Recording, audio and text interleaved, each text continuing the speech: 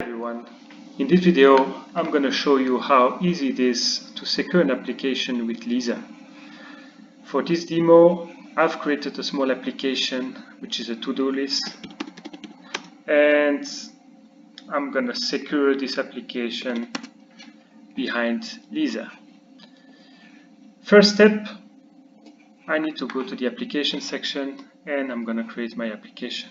I'm going to call it to-do.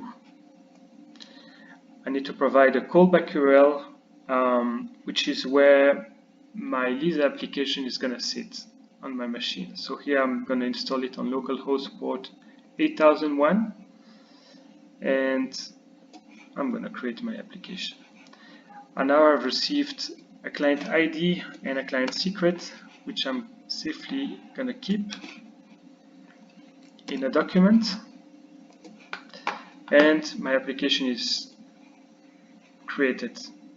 Next step is to add a service to that application. Here my service is the front end of the application. For this I'm going to service and I create a new service. I'm going to call it to-do frontend. The server URL is where my application runs, so currently it's on the local machine and it's on the port 8080. So I'm going to copy that URL. I'm going to set a base path and attach an icon to that service. Okay, now my service is created. Next step is to bind that service to the application.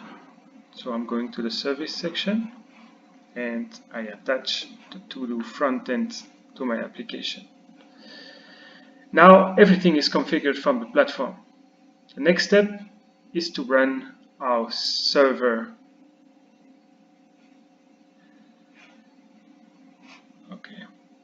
To run the LeZa proxy on my machine, I'm going to run the commands that was provided in the documentation and put the right client ID and secret.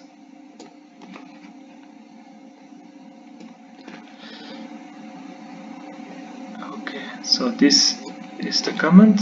It's running on Docker and I'm running it into my terminal.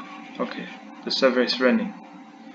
Now the next step is to show if it works in the browser. So I'm now gonna access the proxy URL, which is running on localhost on port 8001, and I'm redirected to a login page. I'm entering my credentials and I'm accessing my to-do list application. It's now secure behind LeZa. In the next steps, you will be able to add different APIs and secure them, add users to your applications, and add roles, custom policies. It's now only going to be configured from the LeZa application. Your application is secured. So don't wait and install LeZa.